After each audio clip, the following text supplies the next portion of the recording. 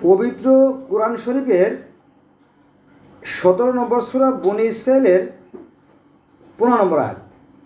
পবিত্র কোরআন শরীফের 17 নম্বর সূরা বনী ইসরাইলের 15 নম্বর আয়াতে আল্লাহ বলেন যে অন্যের পাপের বোঝা বহন করতে হবে না, এবং কাল কিয়ামতের ময়দানে কারো বাক্য স্ফুত হবে না, অর্থাৎ কারো মুখ দিয়ে শব্দ বেরোবে না। ঠিক আছে, তাহলে বিষয়টা কেমন হবে? আল্লাহ বলেন যে যারা অপরাধী তাদের চেহারা দেখে বোঝা যাবে যে কে দোষী আর কে নির্দোষী। ঠিক আছে, কাল কিয়ামতের ময়দানে যখন মানুষের অন্তর্চক্ষু খুলে দেওয়া হবে তখন সে দেখতে পারবে সে কি অর্জন করছে। যে যা অর্জন করবে তারই জন্য প্রত্যেকটা মানুষের আমলনামা তার গলার হার স্বরূপ। ঠিক আছে, কিন্তু এইখানে এই মিথ্যে মিথ্যে সমস্ত কাহিনী লিখে লিখে জিনিসটাকে ভারী করে ফেলানো হয়েছে। ঠিক আছে, বলা হয়েছে যে অজু করলেই নাকি সমস্ত পাপ ফুটায় ফুটে বলে যায়। এটা কেমন কথা, তাই না?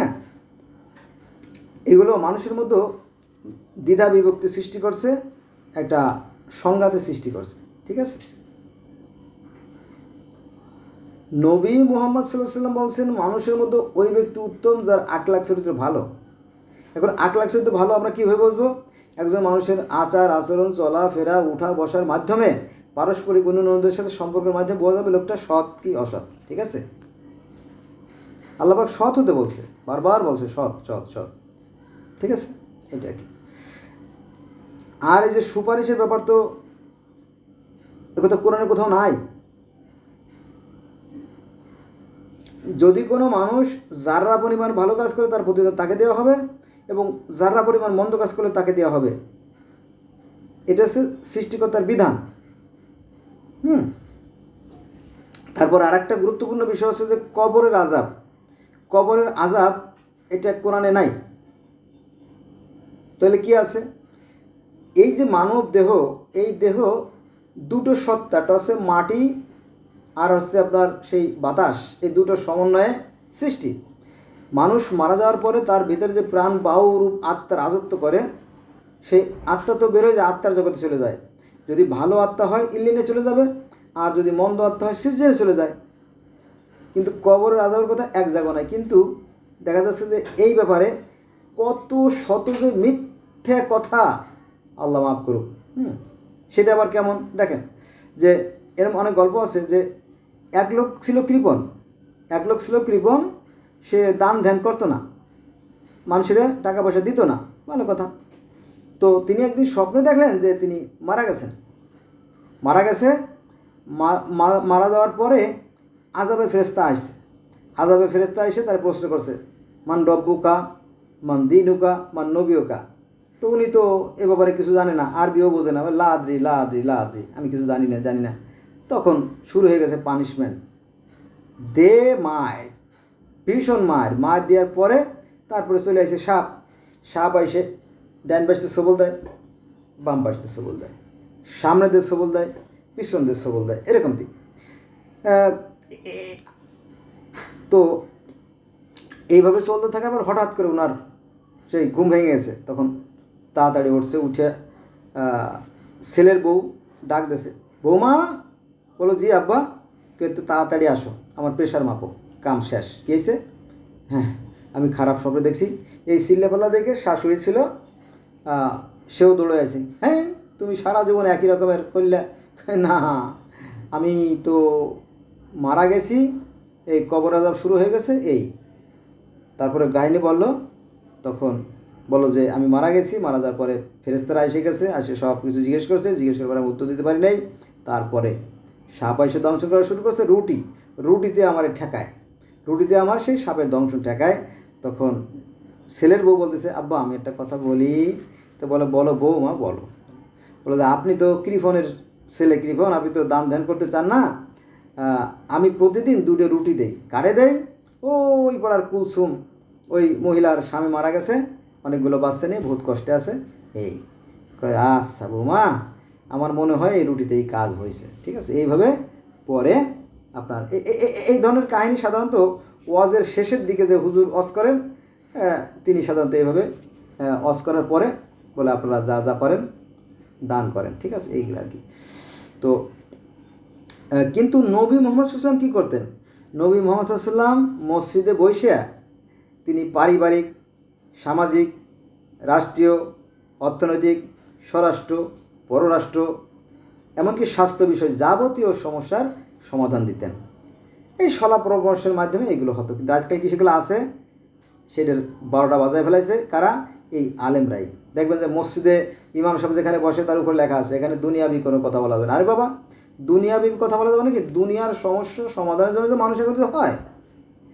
মানুষ এই যে সবাই এক জায়গা হয়, তাই না, যে কোনো সমস্যার সমাধান করার জন্য, অথচ সেখানে কথা বলা যাবে না। এটা আপনার কে শিখাইলো? এইভাবে আস্তে আস্তে এই ধর্মটার ভিতরে 12টা বেজে গেছে। হ্যাঁ, জানেন তো যে নবী মুহাম্মদ সাল্লাল্লাহু আলাইহি ওয়াসাল্লাম বলে গেছেন যে আমার উম্মত হবে 73 কাতার। এই 73 কাতারের ভিতরে মাত্র এক কাতার থাকবে হকের পথে, তারা শুধু জান্নাতে যাবে। এটা হচ্ছে সহিহ হাদিসের কথা। কিন্তু বাস্তবে আমরা দেখি যে এটা আমার কথা না, আবার মাইন্ড করবেন, এটা হচ্ছে আপনার যে যশোরের যে মাহবুবুল্লাহ সাহেব, উনি বলতেছে যে মুসলমানদের মধ্যে আজকে 135 ভাগ, একদল আর এক দলে কয় কাফের। ঠিক আছে, দেখেন যে এই পৃথিবীতে যত গণ্ডগোল মুসলিম কান্ট্রিতে, এই যে আজকে এই মুহূর্তে দেখবেন যে ফিলিস্তিনে আপনার প্রতিদিন প্রায় শতাধিক নিষ্পাপ ফুলের মতো শিশু বাচ্চারা মারা যাচ্ছে। এটা আপনি কীভাবে অস্বীকার করবেন?